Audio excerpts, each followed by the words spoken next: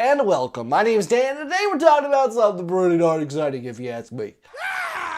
So there's a few major events in a person's life. The day that they get saved, the day that they meet their spouse and that they fall in love, and then the day they get married, and then all these little objectives that go along the way. But then every once in a while, there's this big day that rolls around. That's the day you find out you're gonna be a dad.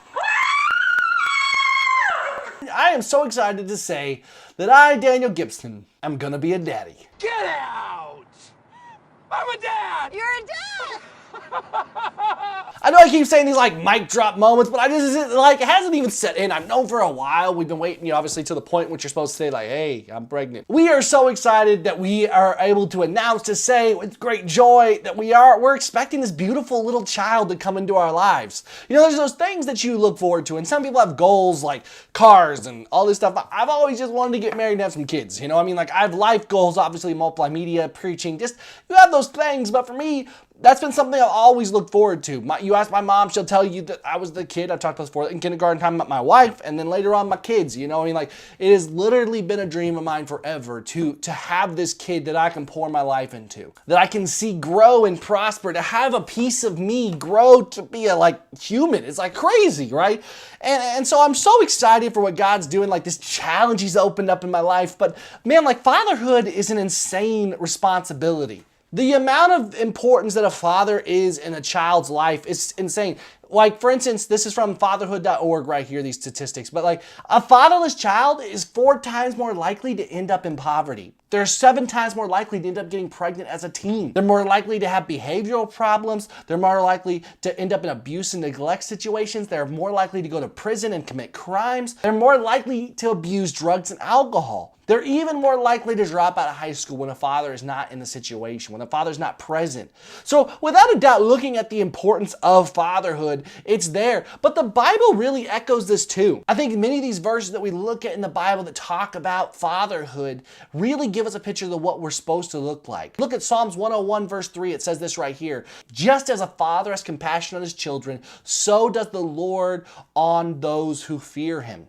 You know, you look at that and you think about that verse and you think about a father's compassion for his child. I know my dad has put up with so many silly things in the past by me. I was a goofy kid, if you can't imagine. And loving me through my chaoticness, loving me through my struggles that I've had. You know, showing me a representation of a godly man. I think even going over the way God has loved me. Loving me through my struggles, loving me through my depression, my sinful desires, my desire to sometimes amplify myself where I should be amplifying Him. I think those things are so true and proving in that sometimes my father showed compassion when He allowed me to fall. God does the same thing.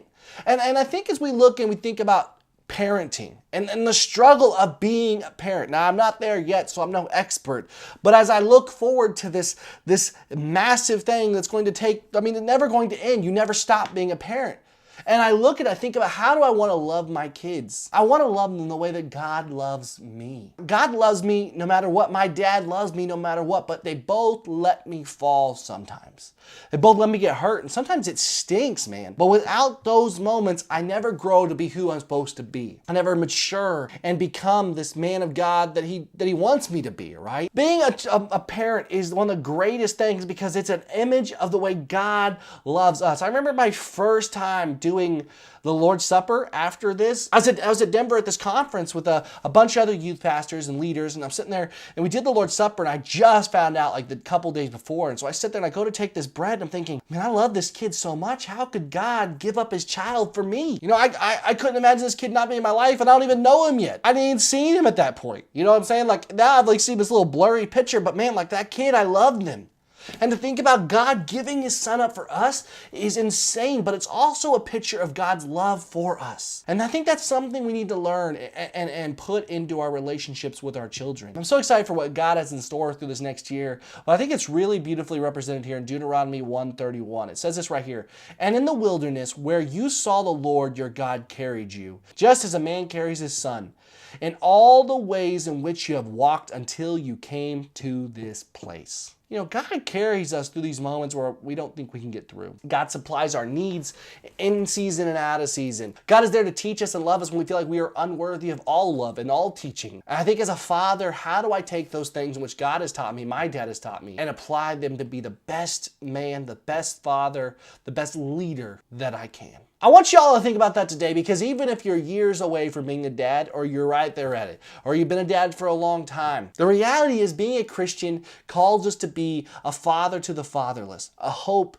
to the hopeless. We're called to be this all the time. As this child enters my life and it becomes my responsibility, I have to take care of them. This is a tangible sense of this. While all around us are the children of God crying out for us, help them feel the hope that God has given us. All right, well, I'm going to leave it there. If you like this, guys, if you're excited for me, please smash that like button. Let me know that you're supporting. You're excited to see baby Gibson show up here in a few short months. It should be around August when we get to meet the little tyke. So smash that like button if you do. Comment down below with any thoughts, anything like that. I'd love to hear it. And if you like what we do here, smash that subscribe button. Join the Multiplier Nation. We are literally all around the world. We're global. Join the group of people saying, hey, I want more. I want this community. Join that group, join the multiplier, smash that subscribe button, all right? Well, that's it. So guys, girls, multipliers around the world, I appreciate you tuning in today's video. God bless, and I'll see you next time.